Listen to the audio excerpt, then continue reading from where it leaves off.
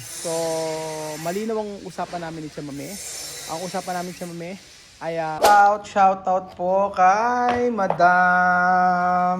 Tingnan niyo po, mahal na mahal tayo ni Madam tsaka ni Marvin. Nagbigay po sila ng hindi siya biko. Ang bango. Ang tawag dito ay inangit. Hindi siya anghit ha, inangit. At saka bilo-bilo mga amigo. Sarap. 10 langka daw ang nilagay dyan. Sarap mga amigo. Mamaya kakain tayo mga kababayan ko. Ayan. So ngayong araw ay for today's video, nandito po tayo sa ating pinapagawang bahay at napakaraming sukal. Sobrang dumi po ng ating kabahayan. At ngayong araw ay papakita ko po sa inyo yung natapos dito sa ating bahay na pinapagawa. So, ayan po mga amigo. Nandito si Ate Janet. Saan ka pumunta, Janet? Eh, sabi ni Panginoon ko, sinisin ko mga CR at marami na raw. Okay, dito na kami. So, ayan po. Asa si Billy? Ala pa rin? Ngayong araw po ay meron tayong gagawin dito. Kasama natin yung ating nito ang may-ari. Ayan. Ayan. Ano pa, meron pa po ba kayo iuutos? Ha? Tatanong mo ba? Oo. Wala na pagkatapos na yan, te. Ang ganda-ganda na talaga. Ngayon pa nga lang, hindi pa tapos. Ang ganda na, di ba? Kilala mo ba kausap mo? Oo. Oh, ba't kilala ka pala mamitay eh. Sino kausap mo, Ate Eden? Ay, ikaw. Ano pangalan ko? Pamita. Kilala. Kala ko, nakalimutan mo. Kilala ka. Kilala si Mamita. Ayan po. Aba, hindi na ako tumabay. Payat-payat ko. So, andito po tayo mga amigo. Nag-ayos po tayo ng ating garden. At, ayan, pinalagyan natin. Paikot siya. Tapos, lalagyan din to yung mga likod. Pagkayarin yung harapan. Yung sobra sa likod. O, yun. So, ito mga ito. Ilalagay po natin ito dito sa mga yan. Para mas maganda. Tapos, Kuya Bedjun, kailangan pala pinturahan na natin agad ngayon. Papinturahan na para maganda. So si Kuya Bedjun mamaya magpipintura. Pero parang ang ganda, may mga ganyan-ganyan. May mga bato-bato. Ganda niya. May mga ganyan, mga bato-bato. Tapos, kagaya nito, wala siya Belinda. Ang bigat pala.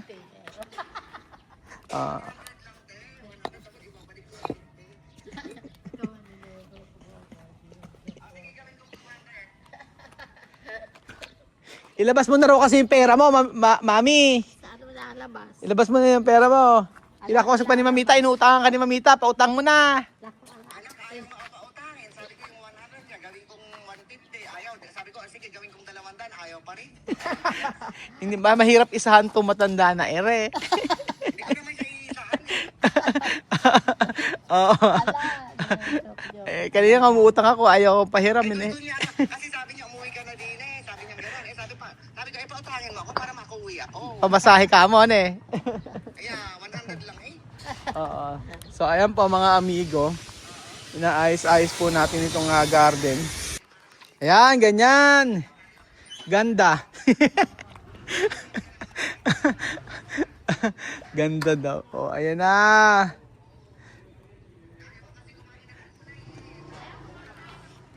Ayan na. Oh. Ayun, ganda.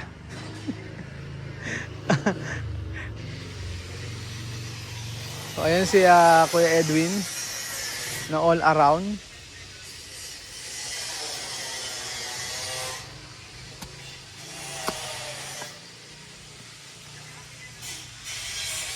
Nakakaganda pag may mga bato-batong ganyan. Kasi mas okay kasi ito, mas madaling i-maintain kaysa po sa may bermuda ang ilagay. Usually yung iba, bermuda ang nilalagay dito sa part na to. Ako, mas gusto ko yung mga bato kasi po, pagka bato nilagay, tutubo lang yung damo. Unlike po sa bermuda, usually po yan, kumakapal din yan pag tagal-tagal. So pag kumakapal siya, gugunting-guntingin mo pa.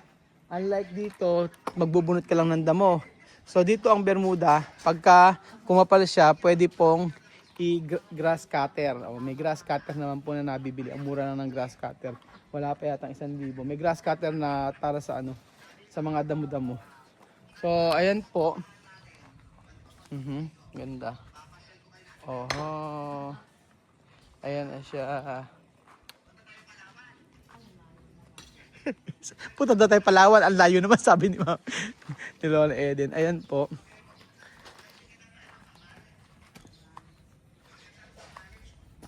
Medyo mabigat nga lang siya. Yan, isa sabi ko sa inyo, ba't tutubo yung damo na yan? So gaganyan mo lang siya. Oh, tanggal lang. Unlike pag dito po naglagay kayo ng ng Bermuda, ititrim mo yan. Ang hirap mag-trim. Tulad po niyan, ayan. May mga damo-damo dito. Ayan. Oh, di ba? Madali lang siyang bunot-bunutin. Oh, ayan. Ganyan po. So, natapos din. Iba talaga ginaganda pagkabato yung nilagay natin dito. So eto, nagtanim kami ng isang araw dito. Binuhos ni Kuya Beljon. Tapos po, ano? Oo, yan hindi mataniman. Pero maganda. Hindi na tataniman siya Kuya Beljon kasi over na yung tanim. Bibilugin lang natin ang bibilugin yan. Ang kailangan lang natin mga bato. Oo. So at least,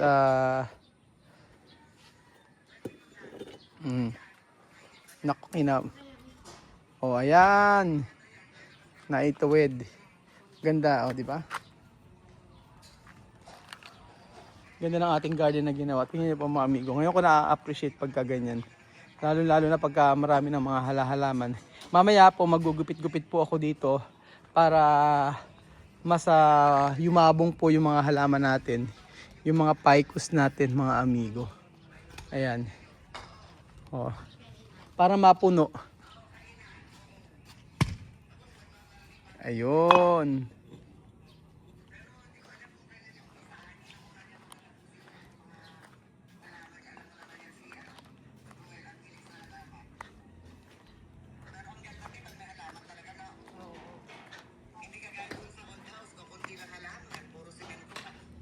Ayan.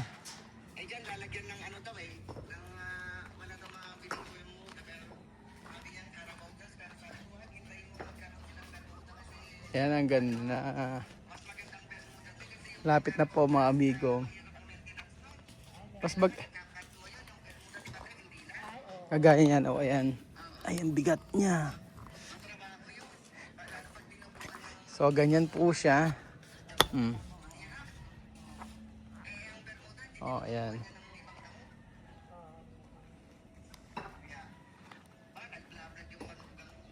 Ito po. So dahil overtime sila kay Edwin. Pagod si Kuya Ben. gusto na kumain.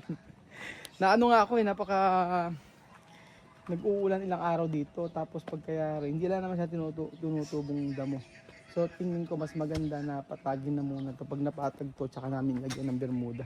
Kaya na siguro namin nila Kuya Edwin yan. Tingin ko. Kami na lang ang gagawa dito. Kaysa mag-upo ng gagawa sa Bermuda. Pero kami na sabing ganun, per square meter yung bayaran, parang ganun. Pero kasi kaya naman namin itanim yun. Kaya lang matrabaho nga kasi ang sabi ni Kuya Edwin dito, bibitsayin yun. O parang pipinu-pinuhin po siya mga amigo. So, yun po. Ayan. Alas okay na po yung ating garden mga amigo. Kung lang na lang talaga ay yung ating Bermuda. So Bermuda naman ilalagay natin dyan mga amigo. And then syempre babalikan ko kayo. May papakita po ako sa inyo mga amigo. Yung gate po pala dito ay ayan na, papakita ko na sa inyo ang gate. Oh, ito na po yung gate para po sa dito. Ayan, may gate po dyan mga amigo. Ayan. Oo. Tapos, ito, yung ginagawa ni JC. Ay, ang ganda. Parang si Huawei. Si Huawei sabi, ay ganda. Ayun ang ginagawa ni kay JC. So, may design yan. Ayan.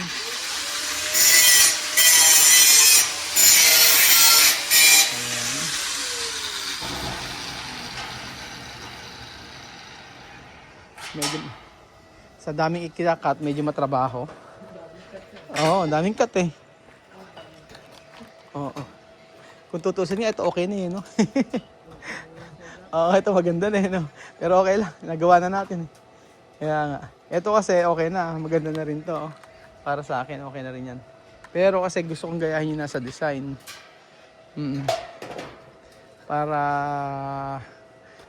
Yung ito kasi sa harapan po to mga amigo. Yan, sa harapan to. Yan. Ganyan siya. Dalawa yan. Ito isa, dalawang paypay. Ito isa kabilang ganito. So, syempre.